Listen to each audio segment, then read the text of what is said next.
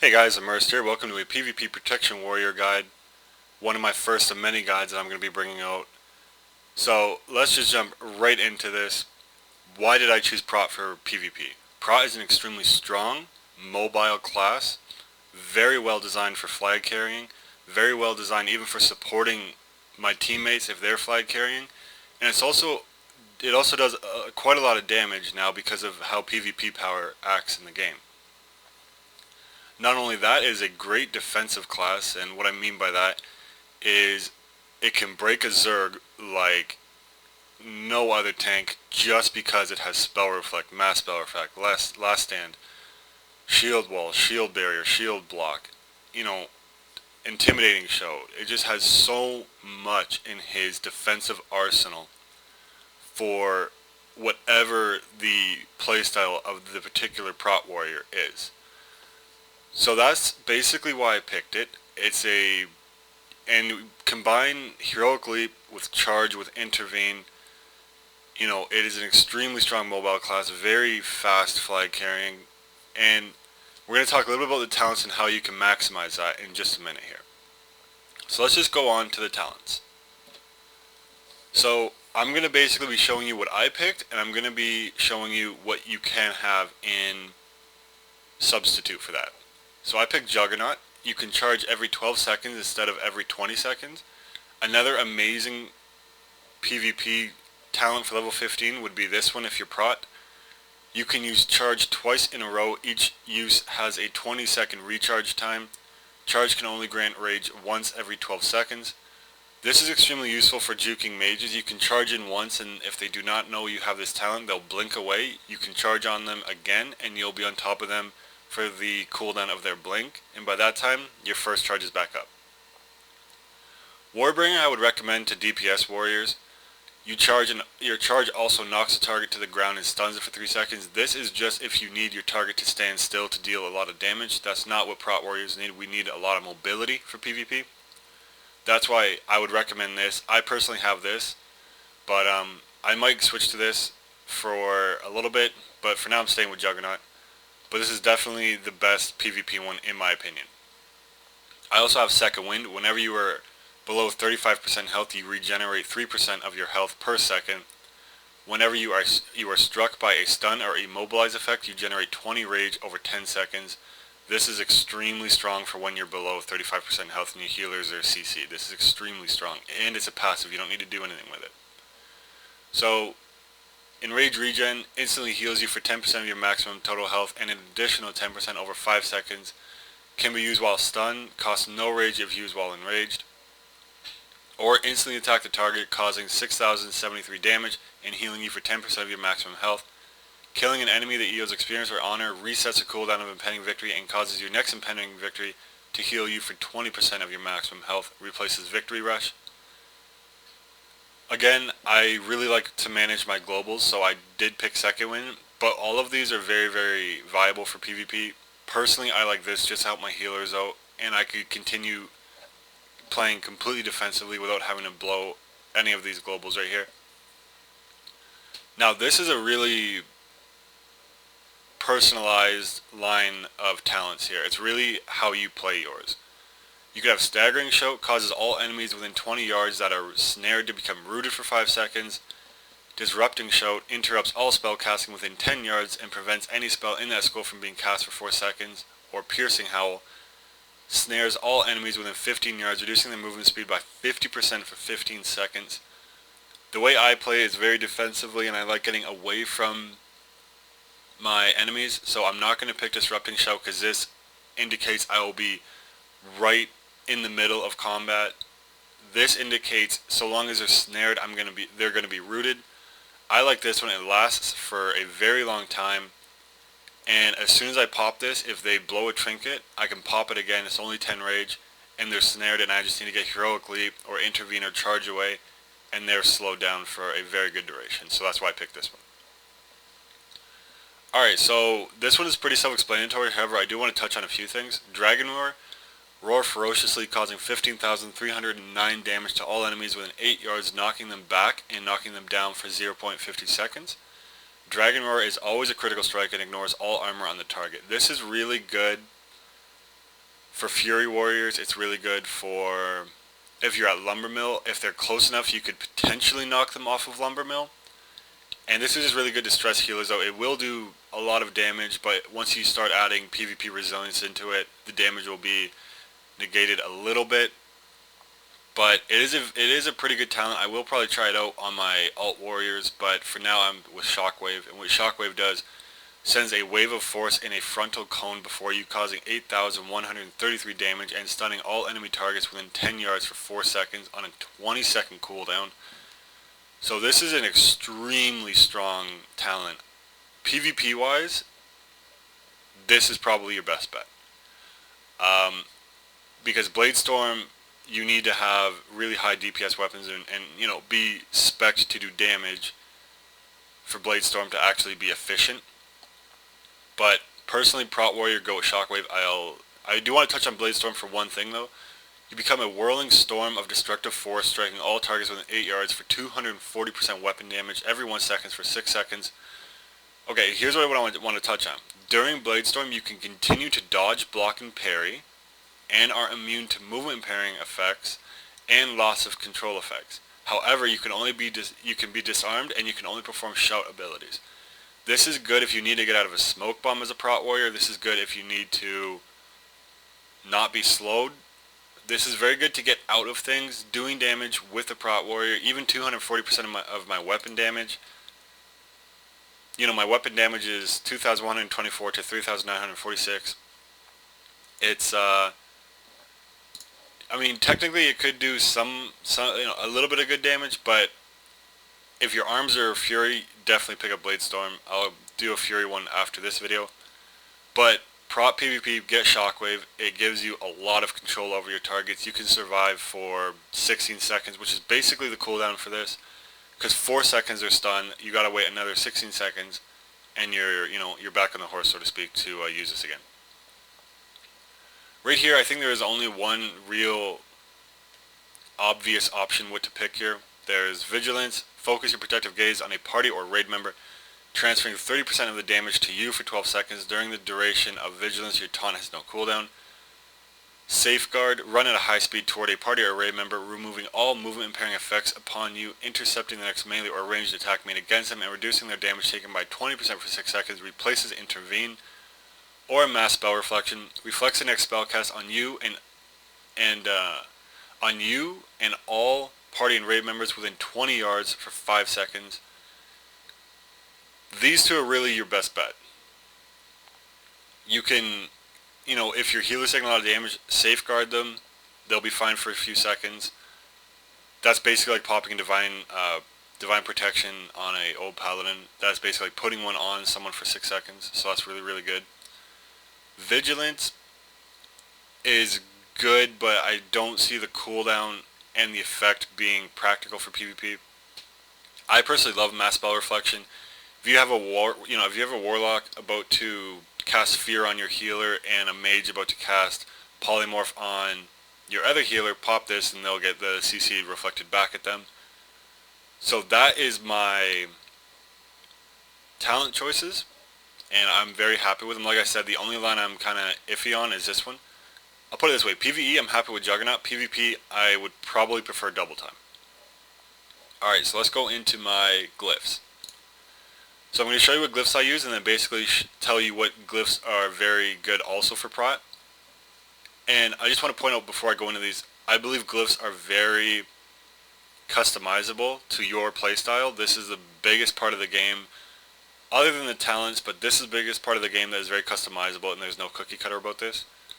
So I have Glyph of Gag Order. Your Pummel and Heroic Throw also silence a target for 3 seconds. This is extremely useful if you get feared away from a healer and that healer needs to be silenced because it's half health or is healing someone that's about to die.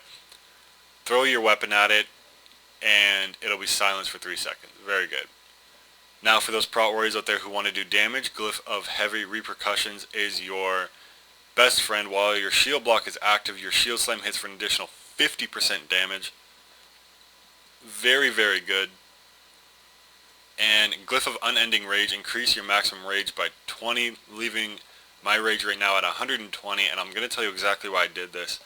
Shield block costs 60 rage. 2 of these will cost 120 rage. If I'm at full rage, I can use 2 of these in a row, leaving. So what shield block does is raise your shield, blocking every melee attack made against you for 6 seconds. These blocks can be critical. What this means, if I'm at full rage and I pop 2 of these in a row for 12 seconds, a melee class will not be able to hit me. So that is extremely good, and by 12 seconds later, this only has a 9-second recharge. If I can manage to generate more fury, I'll be able to use yet another one. So that's why I have this one. I absolutely love it. PvE tanking with this one makes it a lot easier because you don't need to worry about rage, not that prot warriors ever do. So that's why I picked that one. Alright, I'm going to go into my minor glyphs just in case you guys are curious. I have your deep wounds are even bloodier than normal. Your Thunderclap visual includes a lightning strike, and when you victory rush or impending victory heal you, you grow slightly larger. Those are aesthetically pleasing. They don't actually do anything for your character. Alright, let me talk a little bit about professions. I have mining and engineering. Mining gives me a buff. It's called toughness. All your hard work spent mining has made you exceptionally tough, increasing your stamina by 120. That's 1,200 health. It's very good. I absolutely love that. And also engineering. This is the favored PvP profession amongst most of... If I have a PvP toon, if I was to start a PvP toon, I would do mining and engineering for sure, unless it was a DPS PvP toon. But I'm going to show you why. Engineering is basically extremely awesome for PvP. If you look at the bottom of my green stats, you're going to see greatly increase your run speed for 5 seconds. This is Nitro Boots. This will basically let me, in the beginning of the battle, especially either storm, combine Nitro Boots with my parachute cloak, and I can be at the flag faster than anybody else. It will also help me get ahead of my group. If I know an undergeared class is going for the flag, I can Nitro Boots to get the flag. There is a disclaimer on Nitro Boost. You cannot use it while you have the flag because that would just be completely unfair. You pop this and you're already gone. You're out of range from everybody. You know, you wouldn't even need gear. All you would need is one belt with Nitro Boots. And I don't know why it's called Nitro Boots and you put it on your belt. It's just how it is. I think it's because there were a lot of boot enchants and Blizzard wanted us to have the opportunity to enchant our boots and still have Nitro Boots. But I'm not complaining. It's a great little tinker. And another awesome one is you basically put a parachute on your cloak, so it reduces your falling speed for 30 seconds with a 1-minute cooldown. This goes hand in hand with Nitro Boots. As I've said at the beginning of either storm, Nitro Boots off the beginning platform, parachute in the air, land very close to the flag, pick it up and get it back to your base instantly, basically. So that's very good. I could go through a little bit more. We could take a quick look at invisibility field. You basically become invisible for... Oh, it doesn't actually say it. But it has a 3-minute cooldown. So that's good if you're... It would be pretty funny if you were a Fury Warrior and there was one guy holding the flag in Warson Gulch or Twin Peaks and a Fury Warrior just comes out of nowhere. So that'd be kind of cool.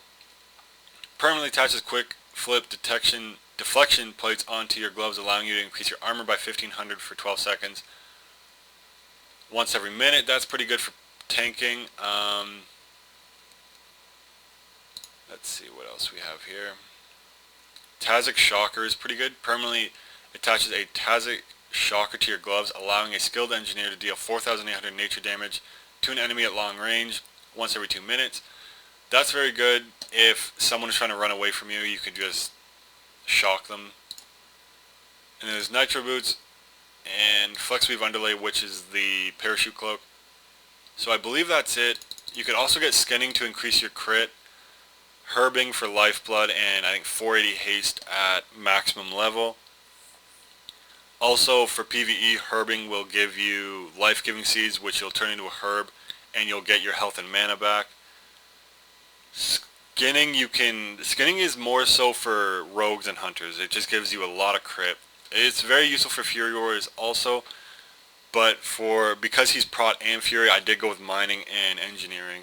And also I didn't have those on my main realm, so he was my miner and engineer. So let's talk a little bit about some of the spells that make Prot Warriors so different from every other tanking class out there. So I'm not going to touch on the talents. We all know what I picked. We got Shockwave, which no other class has. Alright, so Shield, actually I forgot to do something, guys. Alright, I'm going to show you guys right here what you could also pick in replacement of any of the glyphs you may not like that I have. Blitz is really good if you're charging into a big group. If you're an offensive Prot Warrior, your charge stuns an additional 2 nearby targets, resulting in a 3 target stun after your charge. You can do Bull Rush if you find yourself having rage problems. Your charge generates 15 additional rage. Death from Above is very good for mobility, reduces the cooldown on Heroic Leap by 15 seconds and increases its damage by 100%. Enrage it's very good for flag runners. While in Rage you move 20% faster. We could do, if you guys have having rage problems, you could get Horse Voice, reduce the cooldown and rage generation of your battle, and commanding shout by 50. I guess that's just if you want to be able to shout more. I mean, I don't find myself having any rage problems. If you guys do have rage problems, let me know in the comments below. I could bring on a video how to manage that, I guess. Long charge, increase the range of your charge ability by 5 yards. If you like using Recklessness, decrease the critical strike chance of Recklessness by 20%, but increases its duration by 50%. Increase the damage and cooldown of Thunderclap by 50%. That's very, very good. Rude Interruption is good. Also, successfully interrupting a spell with Pummel increases your damage by 6% for 20 seconds. That's pretty good. Shield Wall now reduces damage taken by an additional 20, but its cooldown is increased by 2 minutes. Personally, I like the 2-minute cooldown with a 40% damage reduction. You could have a 60% damage reduction with a 4-minute cooldown. I don't really like anything above a 3-minute cooldown. That's why I didn't have that glyph.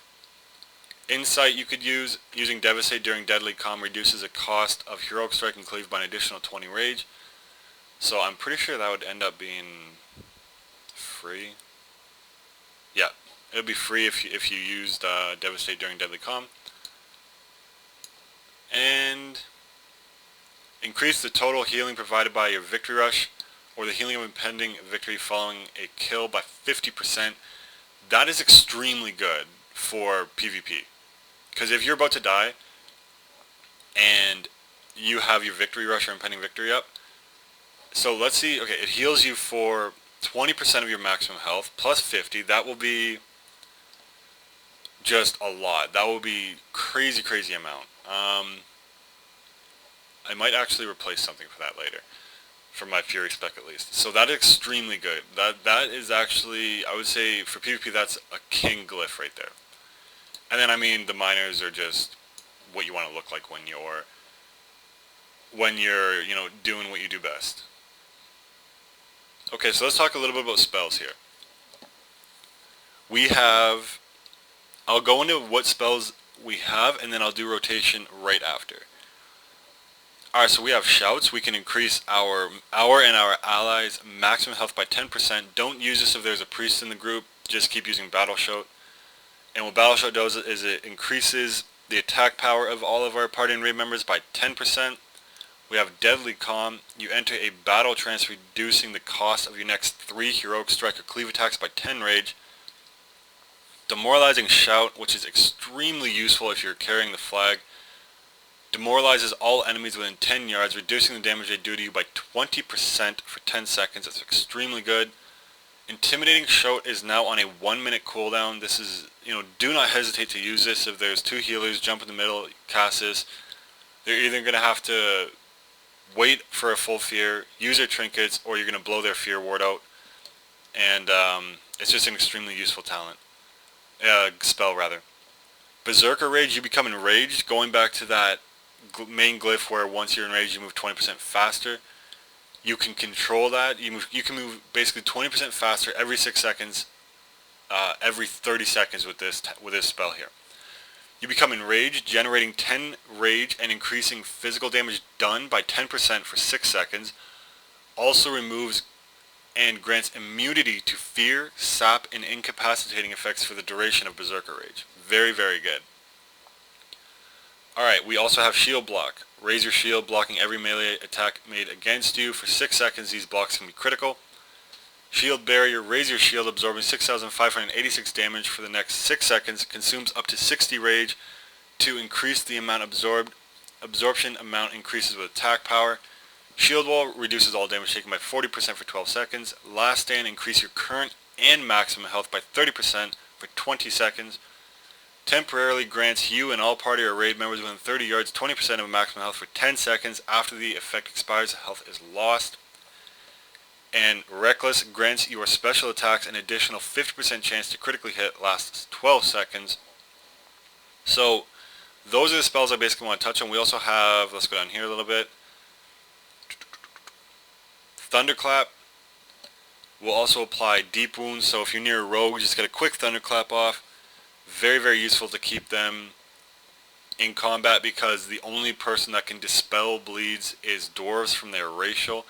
So if you're an Alliance warrior, there is nothing that I can think of at this very moment that Horde can do to remove bleeds. They just gotta wait, and they're not going to want to, especially a rogue will not want to open up on a geared prot warrior if they can't be in stealth. We also have Execute. Always have this on your bar. I've hit for, I believe, 78,000 in prot spec. Hamstring is good. Hamstring and Piercing Howl go hand in hand. If you want a group slowdown, do Piercing Howl. If you want to do single target slowdown, do this. But I mean, if you look at both of them, for an extra 3 rage, you could affect more people. And they do the exact same thing. Reduce movement speed by 50% for 15 seconds. Reducing their movement speed by 50% for 15 seconds. So Disarm is extremely useful, guys. Don't ever forget to use this. Ever. Basically what Disarm does is it is a, you can protect your healers, you can protect yourself, you can protect your friendly flag carrier. Every Spec of Warrior has this. Disarms the enemy's weapon and shield for 10 seconds. Disarmed creatures deal significantly reduced damage. So if you get opened on by a rogue and you hear Shadow Dance, trinket out of that, quickly turn around, quickly get a disarm out. His Shadow Dance has gone to waste. It's an awesome ability. Never forget to use this. Alright, so let's quickly just go over and see when to use what spells. Deadly Calm, if you're having rage problems and you need to get some damage out there, use it. And use your Heroic Strike if it's 1, or Cleave if it's 2 targets. If you're taking way too much damage, use Demoralizing Shout. Like I said, too many people around you and you're not liking the damage you're taking, or you're not liking the damage your healers are taking, use Intimidating Shout, get those guys away. If you want to do a lot of damage, if you're about to take some damage, use Berserk Rage. It'll basically, you're going to be in rage, you could get blocks up more, you could, not more rather, but when you're in rage, basically you do more damage, and you generate 10 rage, so in combat that's very good, is what I meant to say. Sorry about that, guys. Shield Block, use anytime you have a melee class on you. Shield Barrier, use anytime you have a ranged, or sorry, not ranged, we could block ranged attacks now. Use anytime you have a magical class on you. It will absorb some damage, and also it's only 20 rage rate now, below 60 rage, so you could also use that anytime you really feel like, anytime you want to get rid of or avoid a lot of the damage that will be headed your way, just use it. Shield Wall is my oh crap cooldown. If I know I'm going down way too fast, I use Shield Wall and Last Stand in conjunction with each other. Reduce damage taken by 40 and increasing my health by 30%. Rallying Cry, use if your teammates are going down way too quick. And Reckless, use when you want to blow out a lot of damage. So, and then just use Execute when your target is below 20% health. Use Throw to annoy people. No, I'm joking. Use Heroic Throw if you want to silence people. Pummel. Keep an eye on Pummel. You're going to hear me saying this a lot. Interrupting is the most important thing about PvP. You cannot let a healer cast. You cannot let a hard-hitting magical class do damage. Use Pummel, and they're not gonna like you after a while. Spell Reflection, use when, if a Frost Mage Frost Novas you can expect a Shatter or a Deep Freeze. Use as soon as you get Frost Nova. If If the mage is inexperienced, he will basically almost kill himself or waste his deep freeze on himself. Use against a Chaos Bolt on a Destruction Warlock. Use against Soulfire on Demonology Warlocks. Use on the most powerful spell that you know of that class can do. That's my best advice. Intervene, use as a getaway tool or a saving tool if your healer is going down. If you know a rogue just stealth nearby, chances are it's going to open up on your healer. Quickly intervene your healer, you will get a cheap shot in ambush. Heroic Leap, used to get stealthies out of stealth if you see one like coming down Arathi Basin and you know in the general vicinity where it is. Heroic Leap on that position, get a Thunderclap out, get that bleed on them. Mass Spell Reflect, use if you're in a big battle or you need a second Spell Reflect if the mage uses Cold Snap and you get another Deep Freeze, another Frost Nova rather. Shattering Throw throws your weapon at the enemy, causing 5,435 damage, reducing the armor on the target by 20% for 10 seconds or removing any invulnerabilities. Use against Paladin's Bubbles, Mage's Ice Blocks.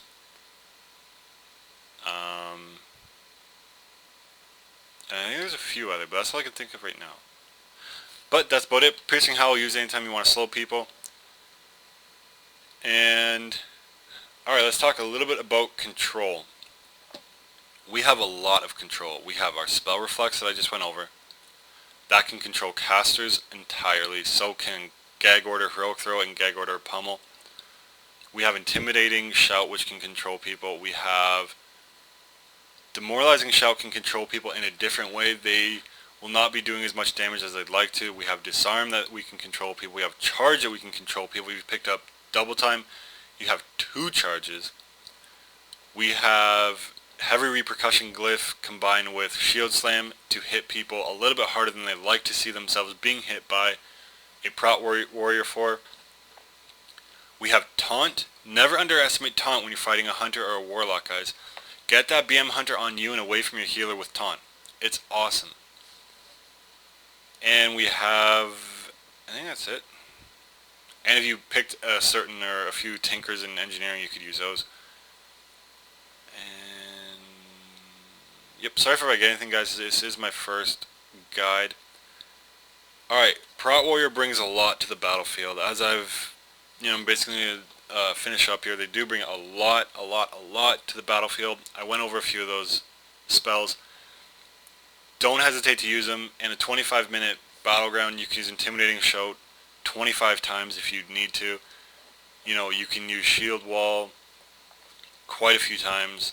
These aren't even really on a cooldown. That's one thing I do want to stress, guys. When I started playing a Prot Warrior, I never knew when to blow my cooldowns in PvP. The answer is when you need them. If you know you have a rogue around you, get ready to trinket out of that and use a Disarm. If you know you have 2 mages chasing you, get ready to use both of your spell reflections for both of their deep freezes. Know your class, know what classes you're going against, and know their weaknesses. That goes for any kind of player, any kind of class, but especially a tank in PvP. It is more imperative. You need to know more about their class than a Fury Warrior in PvP, for example, just because you are playing defensively. So we're going to take a look at our Mastery, which is increase your chance to block by 8% and your chance to critically block by 38%. Mastery is extremely important for us, guys. Extremely important. Get your Mastery gems in your gear. Get your Mastery reforged up. Get as much as you can. It's awesome. Alright. Last thing I'm going to say. Keybinds.